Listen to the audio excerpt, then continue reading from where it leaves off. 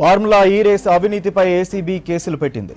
A1 గా KTR, A2 గా అరవింద్ కుమార్ను చేర్చింది. A3 గా హెచ్ఎండిఏ చీఫ్ ఇంజనీర్ BLN రెడ్డిని చేర్చింది.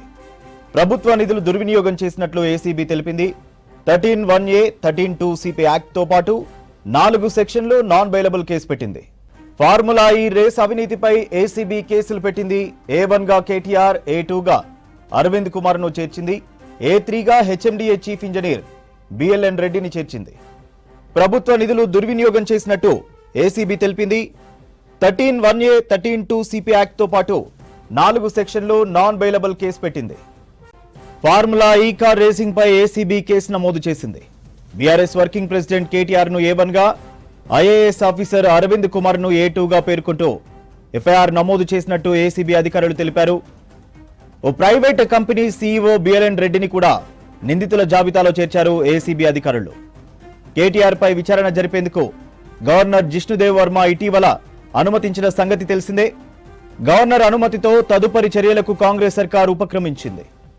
తెలంగాణ ముఖ్యమంత్రి రేవంత్ రెడ్డికి దమ్ముంటే ఫార్ములా ఈ రేస్ పై అసెంబ్లీలో చర్చ పెట్టాలని కేటీఆర్ కాసేపటి క్రితం అసెంబ్లీ లాబీలో డిమాండ్ చేసిన సంగతి తెలిసిందే.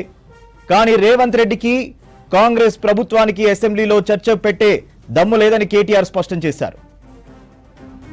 ఫార్ములా ఈ రేస్ పై అసెంబ్లీలో చర్చ పెడితే ఎవరో ఏంటో ప్రజలే నిర్ణయించుకుంటారన్నారు. రేవంత్ రెడ్డి లీకులిచ్చి రాజకీయ దుష్ప్రచారానికి పాల్పడుతున్నారు. ఫార్ములా ఈ రేస్, ఇతర స్కామ్లంటూ అసత్యాలను ప్రచారం చేసే కన్నా సభలో చర్చ పెడితే నిజాలు తెలుస్తాయి కదా. చర్చ 4 గోడల మధ్య కాదు, దమ్ముంటే అసెంబ్లీలో చర్చ పెట్టమని డిమాండ్ చేస్తున్నాం. లీకు వీరుడు సీఎం ఇచ్చే లీకులే తప్ప నిజాలు అధికారికంగా చెప్పే దమ్ము లేదని కేటీఆర్ అన్నారు. ఈ ఫార్ములా రేస్ లో విషయమే లేనప్పుడు ముందే నేను కోర్టులకు వెళ్లి ముందస్తు బెయిల్ అడగాల్సిన అవసరం లేదు. న్యాయంగా వ్యవహరించే ప్రభుత్వ ఆరోపణలు పరిశీలిస్తే ఏ జడ్జి అయినా వెంటనే కేసు కొట్టేస్తారనే నమ్మకం ఉంది. అధికారికంగా చెప్పే దమ్ము లేక కేబినెట్ లో 4 గంటల చర్చ అంటూ వార్తలు రాపిస్తున్నారు. కేబినెట్ అంటే గాసిప్ బ్యాచ్ లెక్క తయారైంది. నిజాలు చెప్పే దమ్ము లేక సీఎస్ తో నోటీసులు, అనుమతులు అంటూ లీకులు ఇస్తున్నారు అని కేటీఆర్ పేర్కొన్నారు.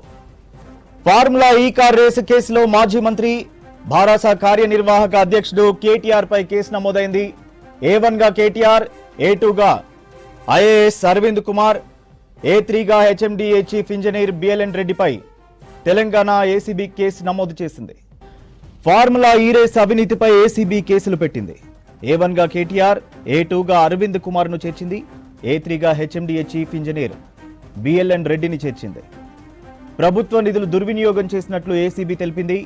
13(1)A, 13(2) CP యాక్ట్తో పాటు 4 సెక్షన్లు నాన్ బెయిలబుల్ కేసు పెట్టింది. బీఆర్ఎస్ సర్కార్ హైదరాబాద్ వేదికగా ఫార్ములా ఈ రేసింగ్ ఈవెంట్ నిర్వహించింది. ఈ మేరకు విదేశీ సంస్థతో ఒప్పందం చేసుకుంది.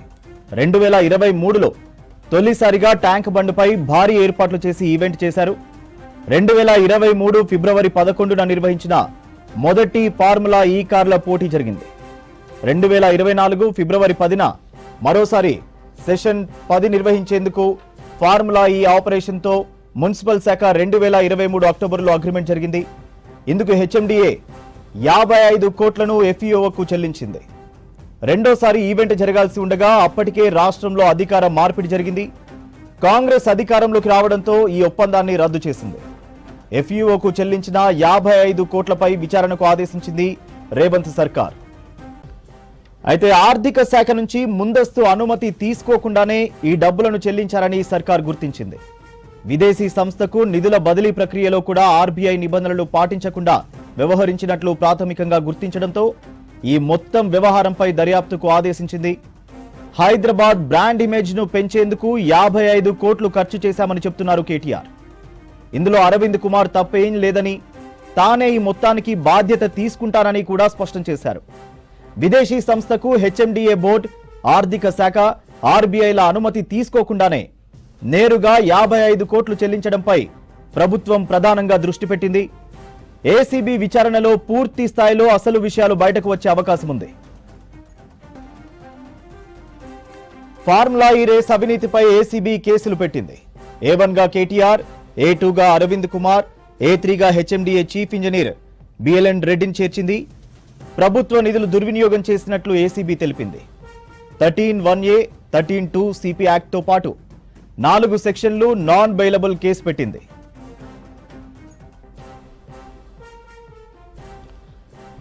బీఆర్ఎస్ సర్కార్ హైదరాబాద్ వేదికగా ఫార్ములా ఈ రేసింగ్ ఈవెంట్ నిర్వహించింది. ఈ మేరకు విదేశీ సంస్థతో ఒప్పందం చేసుకుంది. 2023లో తొలిసారిగా ట్యాంక్ బండ్పై భారీ ఏర్పాట్లు చేసి ఈవెంట్ చేశారు. 2023 ఫిబ్రవరి 11న నిర్వహించిన మొదటి ఫార్ములా ఈ కార్ల పోటీ జరిగింది. 2024 ఫిబ్రవరి 10న మరోసారి సెషన్ 10 నిర్వహించేందుకు ఫార్ములా ఈ ఆపరేషన్తో మున్సిపల్ శాఖ 2023 అక్టోబర్లో అగ్రిమెంట్ జరిగింది. ఇందుకు హెచ్ఎండిఏ 55 కోట్లను ఎఫ్ఈఓకు చెల్లించింది. రెండోసారి ఈవెంట్ జరగాల్సి ఉండగా అప్పటికే రాష్ట్రంలో అధికార మార్పిడి జరిగింది. కాంగ్రెస్ అధికారంలోకి రావడంతో ఈ ఒప్పందాన్ని రద్దు చేసింది. ఎఫ్ఈఓకు చెల్లించిన 55 కోట్లపై విచారణకు ఆదేశించింది రేవంత్ సర్కార్. అయితే ఆర్థిక శాఖ నుంచి ముందస్తు అనుమతి తీసుకోకుండానే ఈ డబ్బులను చెల్లించారని సర్కార్ గుర్తించింది. విదేశీ సంస్థకు నిధుల బదిలీ ప్రక్రియలో కూడా ఆర్బీఐ నిబంధనలు పాటించకుండా వ్యవహరించినట్లు ప్రాథమికంగా గుర్తించడంతో ఈ మొత్తం వ్యవహారంపై దర్యాప్తుకు ఆదేశించింది. హైదరాబాద్ బ్రాండ్ ఇమేజ్ ను పెంచేందుకు 55 కోట్లు ఖర్చు చేశామని చెప్తున్నారు కేటీఆర్. ఇందులో అరవింద్ కుమార్ తప్పేం లేదని, తానే ఈ మొత్తానికి బాధ్యత తీసుకుంటానని కూడా స్పష్టం చేశారు కేటీఆర్. విదేశీ సంస్థకు హెచ్ఎండిఏ బోర్డు, ఆర్థిక శాఖ, ఆర్బీఐల అనుమతి తీసుకోకుండానే నేరుగా 55 కోట్లు చెల్లించడంపై ప్రభుత్వం ప్రధానంగా దృష్టి పెట్టింది. ఏసీబీ విచారణలో పూర్తి స్థాయిలో అసలు విషయాలు బయటకు వచ్చే అవకాశం ఉంది. ఫార్ములా ఈ రేస్ అవినీతిపై ఏసీబీ కేసులు పెట్టింది. A1గా కేటీఆర్, A2గా అరవింద్ కుమార్, A3గా హెచ్ఎండిఏ చీఫ్ ఇంజనీర్ బిఎల్ఎన్ రెడ్డిని చేర్చింది. ప్రభుత్వ నిధులు దుర్వినియోగం చేసినట్లు ఏసీబీ తెలిపింది. 13(1)A, 13(2) సిపి యాక్ట్తో పాటు 4 సెక్షన్లు నాన్ బెయిలబుల్ కేసు పెట్టింది.